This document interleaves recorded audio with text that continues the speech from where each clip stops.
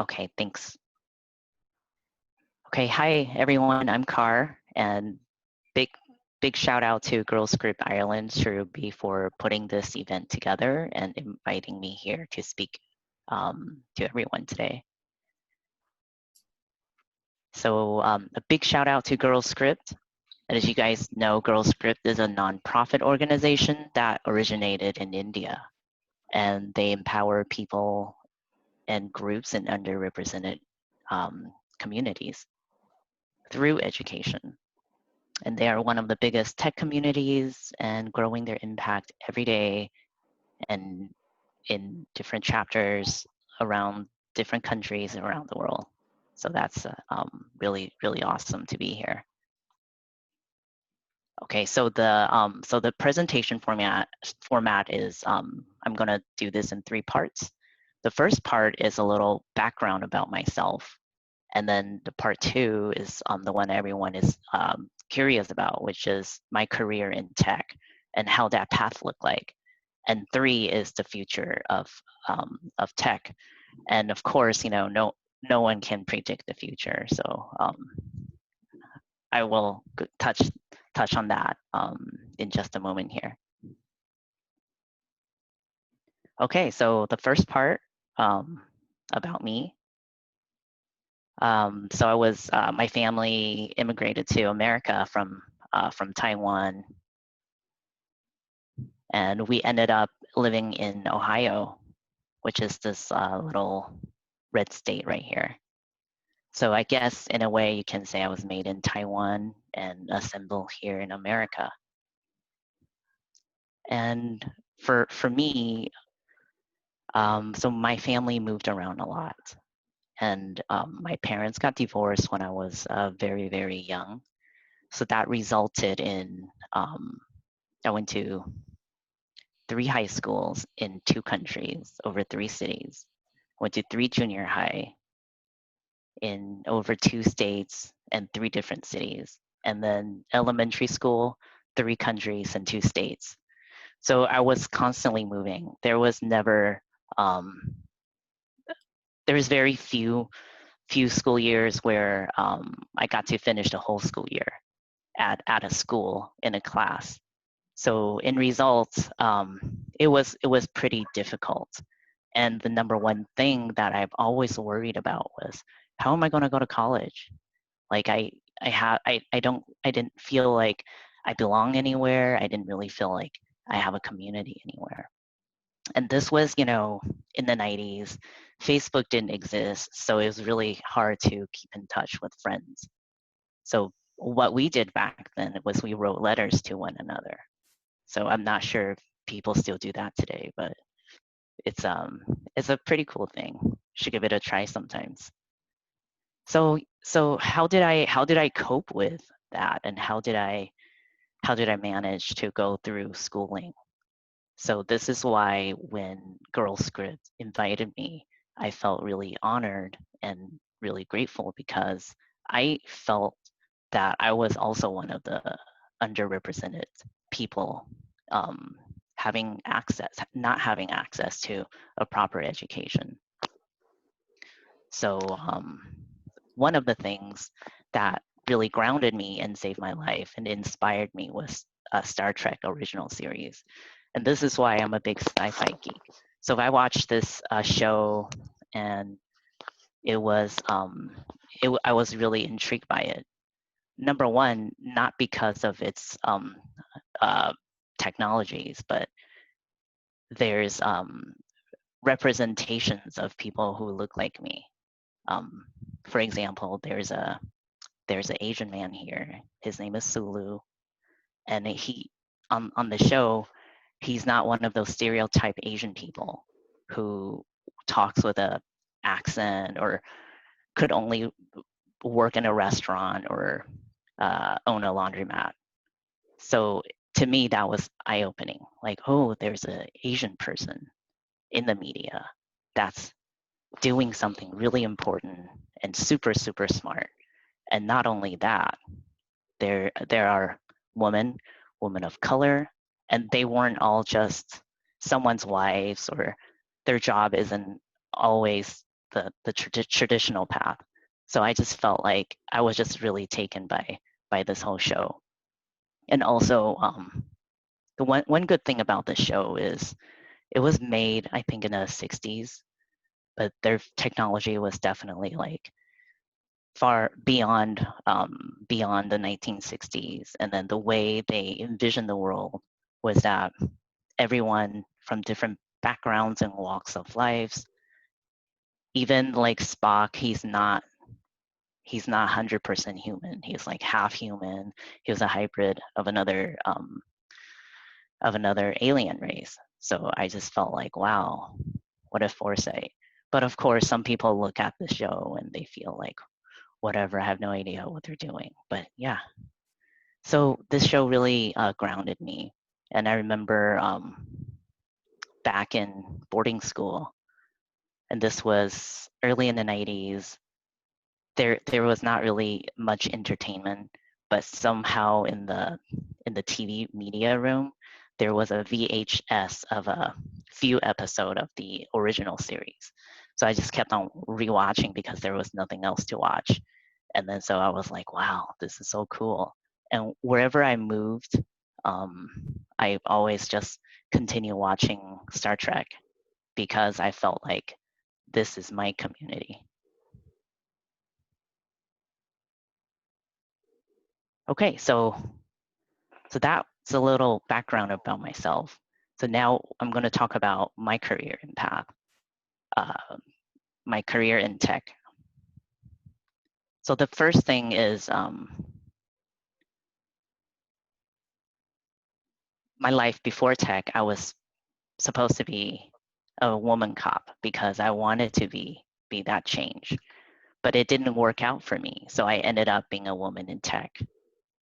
And and with that, I do want to highlight here that this is not an easy path of a career field to pick because my my education, my background, what I went to college for was definitely not in tech.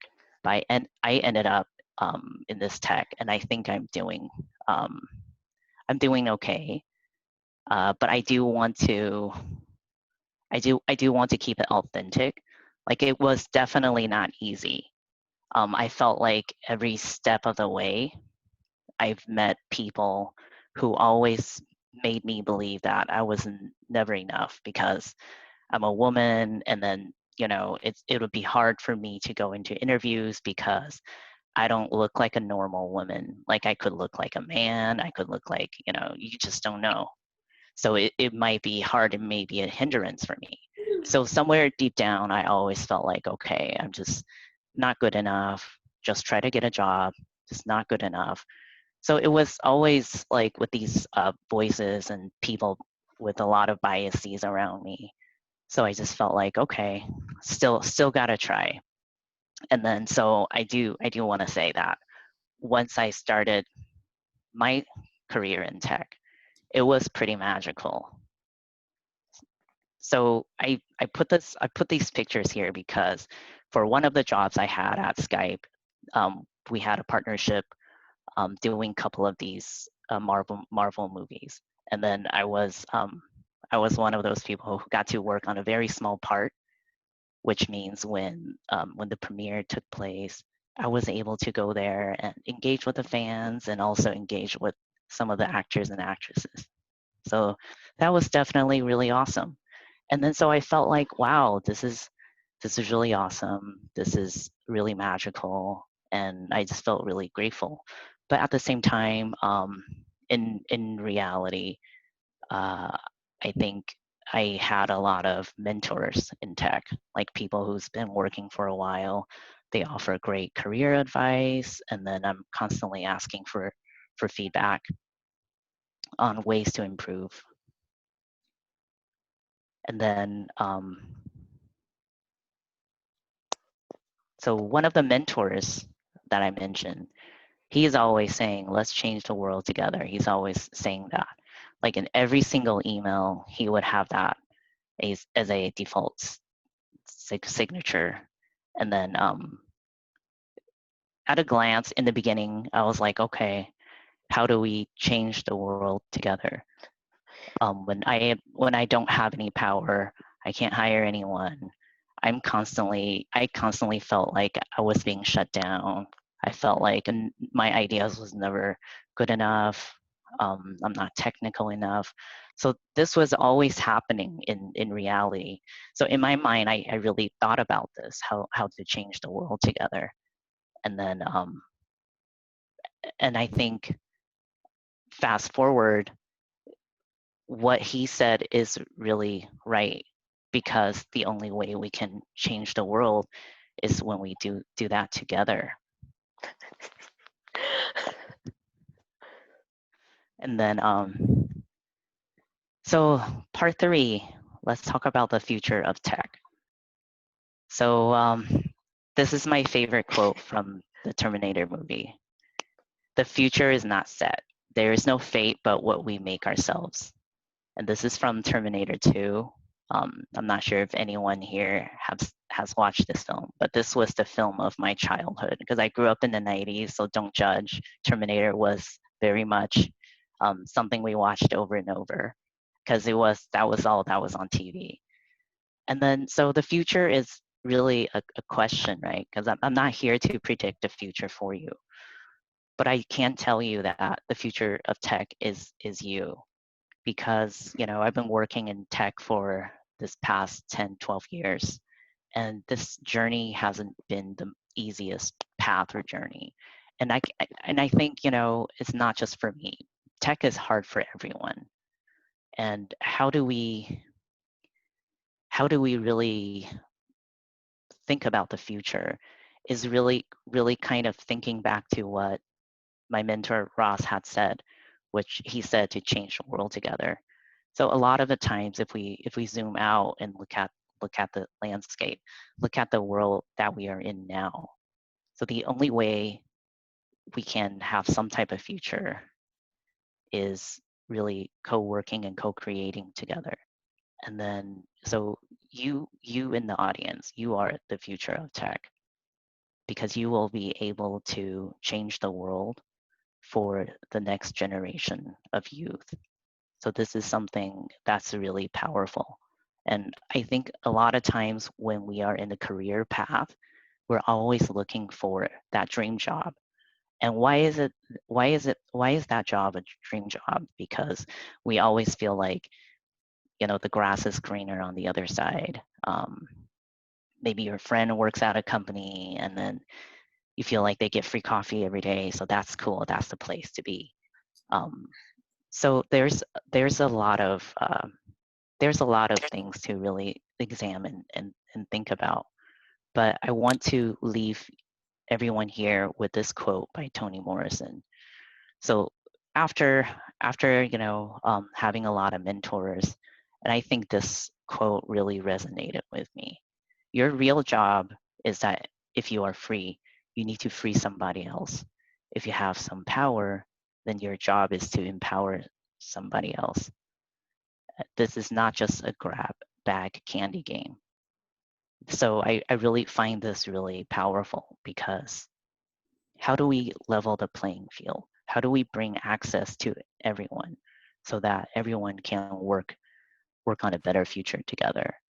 So, for example, a lot of the jobs require, let's say, Ivy League education as basic qualification. I definitely don't qualify for that. I didn't go to an Ivy League, but does it mean that I am less valuable? So I don't agree.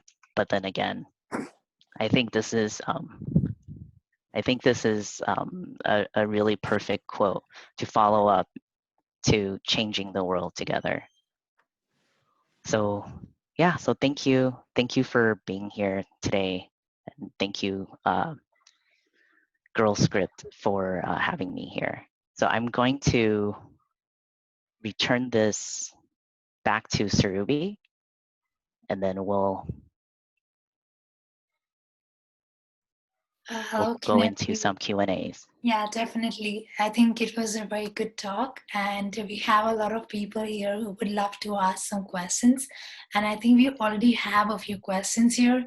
So the first Sure, one is from Harsh, and he asks, "What's the best way to find mentors, and maybe how we can find mentors in tech?" sure. That's a perfect question. So throughout my path and my career, I've had tons of mentors. There's it's this is like the most beautiful thing, and I think I think I've learned from my mentors more than I could ever learn from school, because those advices, um, and how they engage with you, they really have your best interest at heart. Keep in mind, these are not someone you are paying to teach you something, and they don't have other agenda other than uplifting and empowering you. So if you find that person that you feel comfortable, that you want to learn from, that you engage them right away. You knock down their door, bring them chocolate, you bring them coffee, whatever. You actively seek time with them. Then they will reach back as well. I also And I feel think that, you will know when you find the one. Like you definitely will know that they're here to help you.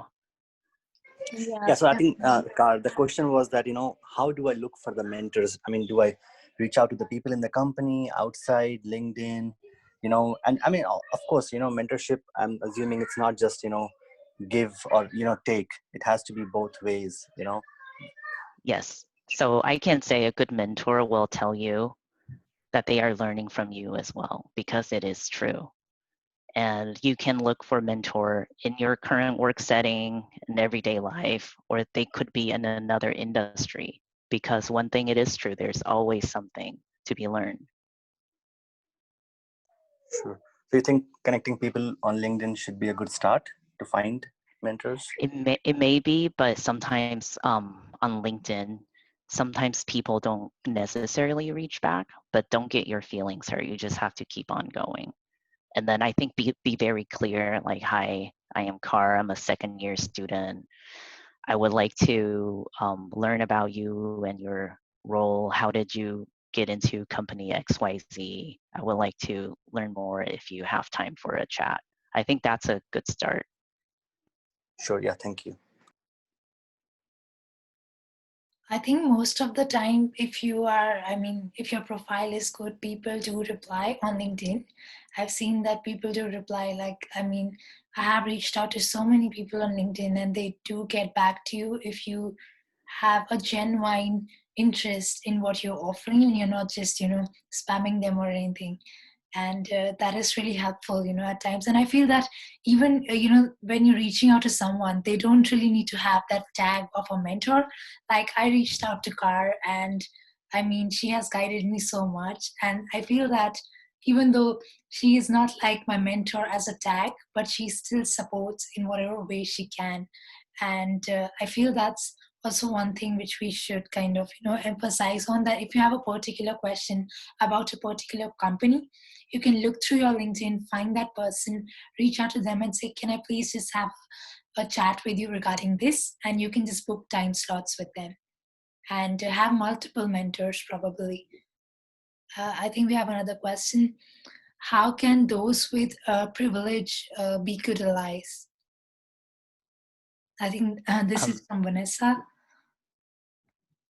Repeat the question again, please. It says, how can those with privilege be good allies? Be good allies. Okay. That is a really good question. So this really depends on the individual, right? Because not everyone in the world, in a workspace, is about helping to lift others, because they themselves probably work really hard in their career. They probably have endured a lot of pain as well. So some people aren't as open to be helpful. And sometimes people with or without privilege, I think everyone is struggling, everyone is on that same boat. I think the number one thing is to really look at yourself. Like, we have to kind of, instead of being mad like, oh, this person with privilege, but they're not helping when I reach out for help. We would have to look back, be like, okay, how can I today where I am, what are the next course of action I can do for myself so I can start lifting others. That's okay if this person doesn't want to help right now, but it doesn't mean that one day this person won't be coming for help. So that's, things change. There's nothing is set in stone. And the more I think the more fulfilled and happy we are and secure with ourselves, the more community building, the more empowering of others, the more uplifting of others. And I think that's the one thing you can control. Like, you can't control how others behave and act outside of you. So I think once you do that, you bring the power back to yourself, and you might feel like you might realize that you have a lot more power than you were giving yourself. Definitely. Yeah. I think that it's like there are people who have privileges, but I think not everybody with a privilege would be snobbish or would have that ego Yeah. of the fact that they are privileged. There are some people who are privileged, but they're very hardworking. And I've met those people, I have a few friends who study at Harvard University, and they are so hardworking. I've never met someone as hardworking as them. So I feel the privilege or the amount of money you have does not define your personality, but it does define the opportunities you could get. Definitely. I think the other question which we have is from Brady, and he's asking, I think going to talk etc like this is pretty nice for finding mentors. Oh, okay. It's like where I met Car, and Car gave me the best advices. Yeah. So Oh, no, it wasn't a question. oh yeah, it wasn't a question. I just thought it was. Oh, thank you. Thank you, Brady. Yeah, definitely. I mean, I Oh. also met Car in an event, and I was in second year now, and I'm in final year. I'm in final year now. So it's kind of, time flies, and you meet so many amazing people if you go to such events, definitely. And that is the best way to grow your network and to meet people who probably are at a place where you aspire to be. And you can probably, look at them, take inspiration from them, understand their path and everything, and go from there. Yeah, amazing session, definitely. It was really good. And use this opportunity, guys, to ask more questions. Scar has a lot of experience, and I'm definitely sure that she can answer those questions you may have. I have a question, actually. Yeah. Sure. So remember in second year when I approached you, and then I was like, do you have any advice for getting an internship, whatever? And I remember it was along the lines of, you're like, oh, make your own portfolio website, sell yourself, talk about, your hobbies, etc. And then also just be happy, just do what you're happy with. And then like, I did take that advice into heart. And from that, it resulted in me getting a pretty nice internship and contract. But now, since I'm approaching final year, do you have, like, what further advice do you have now? Yes. So I do, because this is your final year, you're entering into the workspace. So I really want you to think about your passion, what makes you happy, because you're going to start adulting really soon, which means you're going to be working in tech 24/7. Like, like I had all these misconceptions of tech before I got in tech. I'm like, oh, my friends, they seem like, they do well. They got coffee, they get fed, and I think that's a good life. And they're out partying all weekend, so it must be a nice life with work-life balance. Once I got into tech and started adulting, I can tell you it's nonstop. It's clockwork. And a lot of the struggles that I see my colleagues and even with myself is when we are mismatched with a certain role or certain problems that we are solving day in and day out. So it is very important right now, really for you to think about, like maybe 5 years, 10 years, is this the thing that I'm going to work on? Can I really live and breathe this 24/7. Will I get sick of this? And with this thing, what is the next course of action? Where do I want to be with that thing? Because the more happier you are, the more power you have in yourself, and then that's how you're able to help other people, help people in different communities or the underrepresented communities. Because when you are grumpy, you probably won't be as nice, you won't be as open to listening to what others have to say. And that's when a lot of conflict might arise within yourself. Definitely, like there has to be Yeah, I agree. Yeah. there has to be something which you do outside of your work, or something which drives you and gives you energy to do that work. Definitely, I agree with that. And we have another question from Vanessa, and it's, do you think working from home will help or hinder the development of diverse and inclusive tech? That is a really good question. I unfortunately I don't have the answer for that. But I think so I've been home for 6 months now. I don't know how it's like around the world, but I know people in Taiwan, they're doing really well. They don't have as much restrictions as people here in America. Like, we literally just, we're number one in the world. So it is, some days can be really hard. But one thing I did notice is that, because we're not together and we really miss that physical interaction. So I think people seem to be nicer. It's like when you call, like now when I call customer care or someone is a live person, you can tell they're like, oh, hi, how are you? And at the end, they're like, you're in California? Oh, take it easy, okay? Stay safe. I'm like, yeah, you too, man. And then it's like, we're connecting in a different way than before. Before it's like, thank you for calling customer service. What do you need? Okay, whatever. Just check online. Okay, bye. I can't help you. Bye. So like before it was like, I don't want to talk to you. I don't want to talk to you. And now it's more like, oh, we are all we have. We have to survive this together. That's true. And especially for people who are very outgoing, who love, the human connection and everything, it's definitely much harder for them. I found it very challenging, very, very challenging. It's really difficult for me to just stay at home and be there and not go anywhere else. I had to really request a special permission from a manager and tell him, can I please just go into the office once a week? It was really difficult. But yeah, I think everybody is different, and some people are really working this out really well, but other people are struggling. And I think Vanessa wants to unmute herself and say something. Yeah, no, that's really resonated with me. I've been on maternity leave through all of this, so I've not had a chance to really see what it's like for people or experience it myself. But I think that the little bit that I've talked to people, that kindness is far more evident than, as you say, than all the times of contacting people who are sat in an office that just want to get home and have had enough of being around people.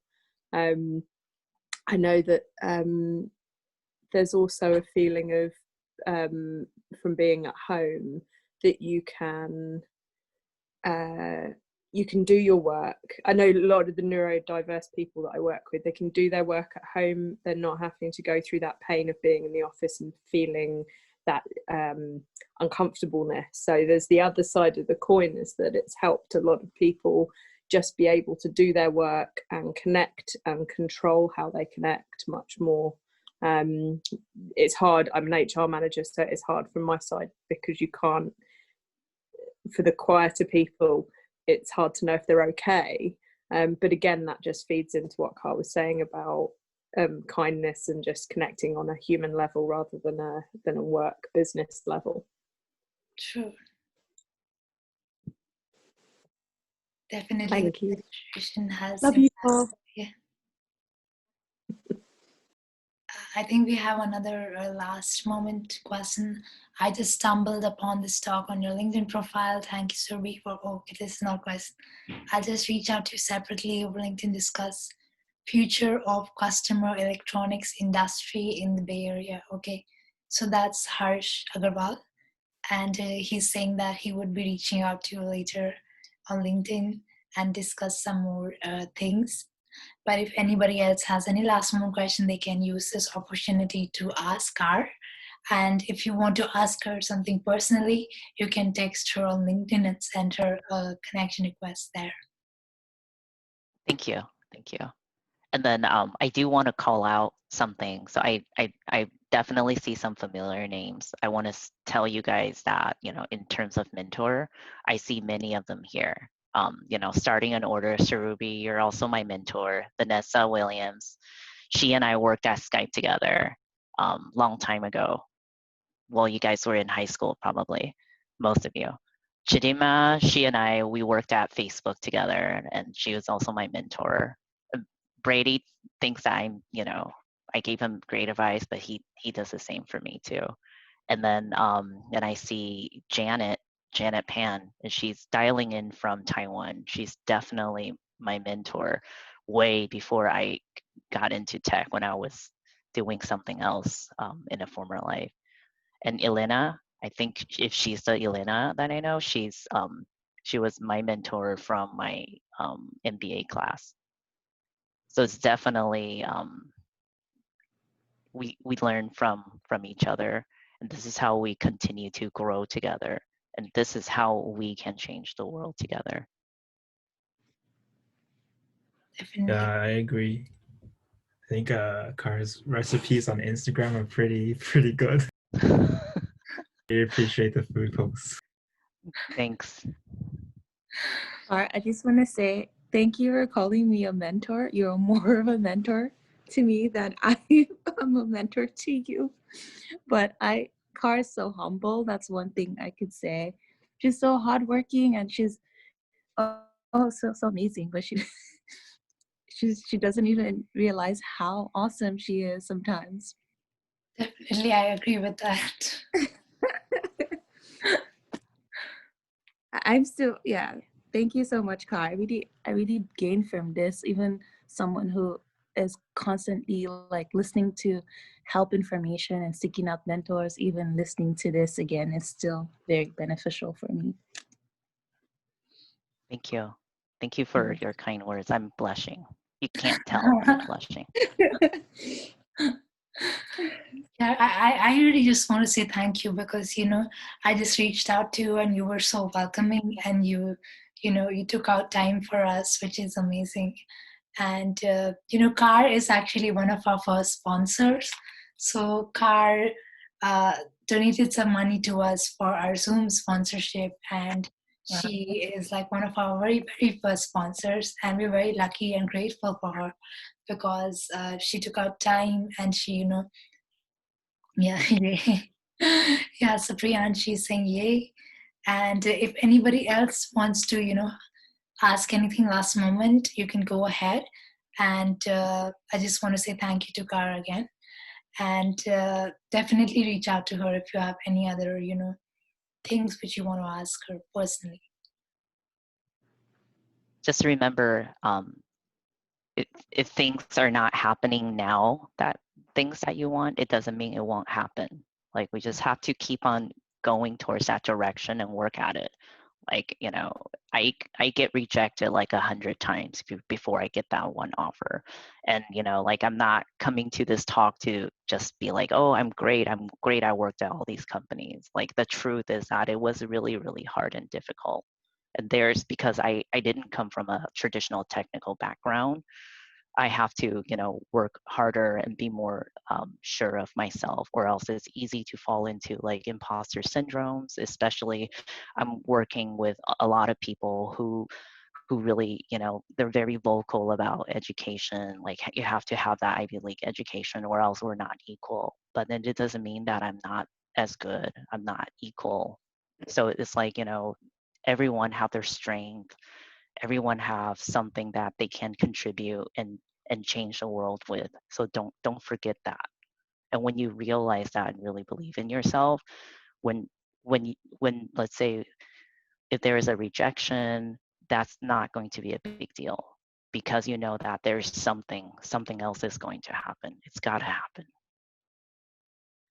Yeah, that's one thing which it's very hard to do that, that, when you're getting rejected, or when you're not getting something you really want, it's hard to see that maybe that's not meant for you, but you have to kind of accept it, and accept the fact that maybe something else is coming in which is going to be better than what Something you better. yeah, Yeah. something better, or something even, Yeah. maybe the experience is going to be better, even if the name is not better, maybe the experience is better. We never know what will happen. And the imposter syndrome thing is so real, because I don't know why, but I just feel that's something common which people feel. And it's hard to overcome that, because there are so many times when other people believe more in you than you might believe in yourself sometimes, and it's hard to overcome that, and just step back a little bit and understand that you can do it.